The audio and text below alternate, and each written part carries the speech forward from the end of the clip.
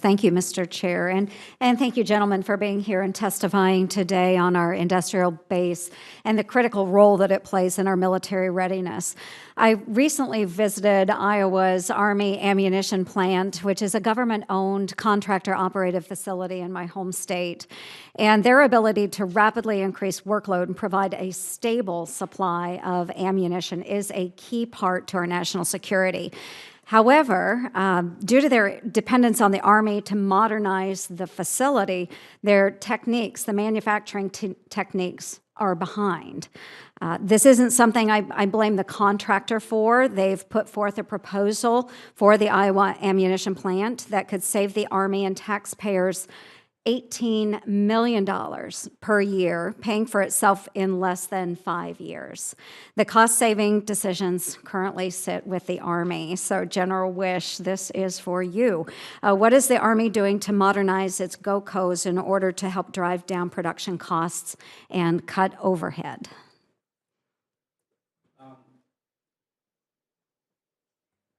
Senator, we are doing a couple of things. First, we've identified the requirements, and we know that to maintain the facilities, just to keep them from being degraded, it would cost us approximately $100,000 a year, and to get them at an acceptable level with the modernized capabilities, it would cost us another $300 million for the next 10 years. Okay. Ma'am, if I could, yes. help out my Army brethren on this because they help us with ammo. But I made a trip to Lake City, which is one of their large ammunition plants in the Midwest. It was just fascinating about that facility is half the facility had equipment from 1942. And I own a lot of weapons, not in D.C., by the way, but I load my own ammo.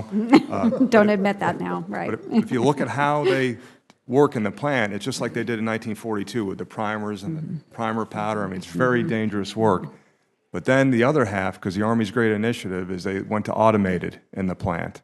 So they retrained that workforce to go from the guys and gals who have been doing it for 30 years one way to where they're doing automated machinery, and they're doubling the output.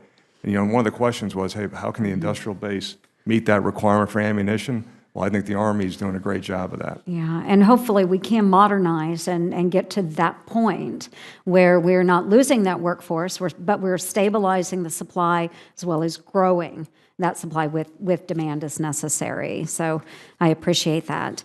In 2015, the GAO came forward with 3 recommendations to ensure we sustain the critical capabilities found at our arsenals. The first, issue implementing guidance for make or buy analysis when it comes to DoD procurement. Second was to identify fundamental elements of a strategic plan for the arsenals.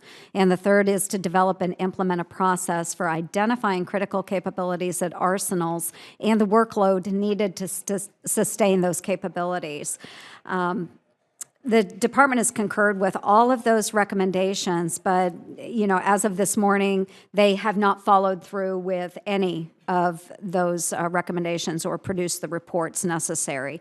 So I've been through the Rock Island Arsenal, and I've really witnessed what the men and women are doing at that arsenal to contribute to our national security.